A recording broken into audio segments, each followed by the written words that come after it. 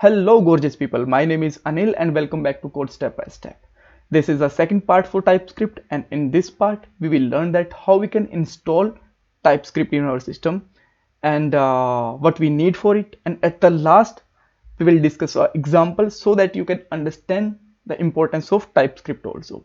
So these are the steps. First of all, we need to download and install Node. After that we will install TypeScript. We'll check that TypeScript is working fine or not, and after that we will make an example so that we can understand why TypeScript is important.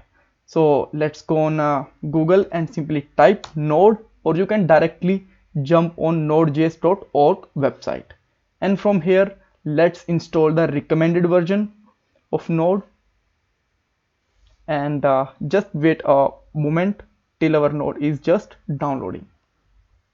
So Node is downloaded now we can install it. So let's click on the setup, and now just click on next, and I already have the same version because before making this video I was just practicing and testing that everything is working fine or not. So you can just select any option. So I am just choosing here change, so that I can just select an option, and let's click on the agreement and install it. So here you can see that this is installed. Now how we can check that our Node is installed or not? Let's open the command line and simply put here node -v, and here you can see that we have the same version as we just downloaded. And now we can check the npm also, npm -v, and here you can see that npm is also installed. Keep in mind the version of npm and Node is always different, so don't be confused between them.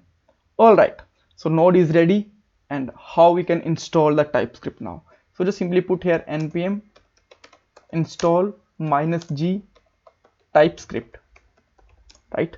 So and enter it. So why we are putting here -g here? That means we are installing TypeScript at a global in our system, right? Like we are installing any application.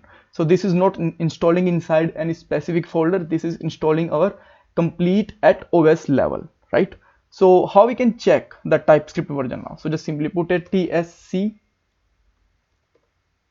-v, and here you can see this is the version. So sometime if you just find that the TypeScript is not a external or internal command, just close and open again your terminal or command line and just check here tsc -v, and this is working fine, right? So now let's just make a small example with the TypeScript. For that I am going on a dashboard and creating a folder. So let's say my folder name is tstut, and open it with the code dot command, and this folder will be open inside your Visual Studio Code. If Visual Studio Code is not installed in your system, then this command will not gonna work, and you have to open your project manually on any code editor, right? So now let's create a file with the name of test.ts, right? So just make a very small and basic code. Or you can just go for a very basic again, like var x equal to 10, and you can just make a console.log x, right? So this is the simplest example. So how we can run it with the HTML on the browser?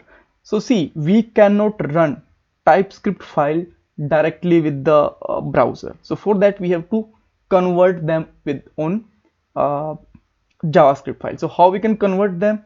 So for that, let's open your terminal. You can use your operating system terminal or your Visual Studio Code terminal, whatever you want you can use, and simply put here tsc and test.ts. Now TypeScript compiler will compile this code and create a new file with the extension of JS. Here you can see that, right?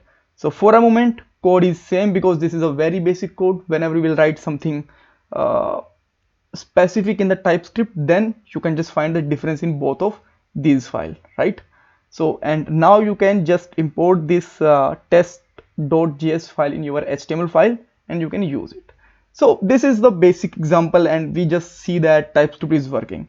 So how we can check that, and we can learn that TypeScript is important, right? And so for that, what I'm just going to do, I am making a function. So let's say add. This is my function, and it have two parameter. Let's say a and b, right? And I am just adding it like this. Add let's say 10, and let me just add a very simple values 2 and 3. So now in a return time, what we can do here, we can just simply put here a plus b, and now we are ensured that it will return 5. 2 plus 3 5. But by mistakenly, if we just write like this, right, then there is a huge difference in our output, and our output will be 23, right? Even maybe we are just putting this string by mistake, we cannot catch this error directly in the types JS file, but in the TypeScript file we can check. How? I can tell you, just simply put here number with the both parameter, and now you can see that here we have a error, and this is telling that argument of type string is not assignable to parameter of type number. That means we cannot use string value here because our parameter is accepting only number value. So if I am just removing it, now we have an error on the second parameter because this is a string, and if we remove both, then there is a no error, right?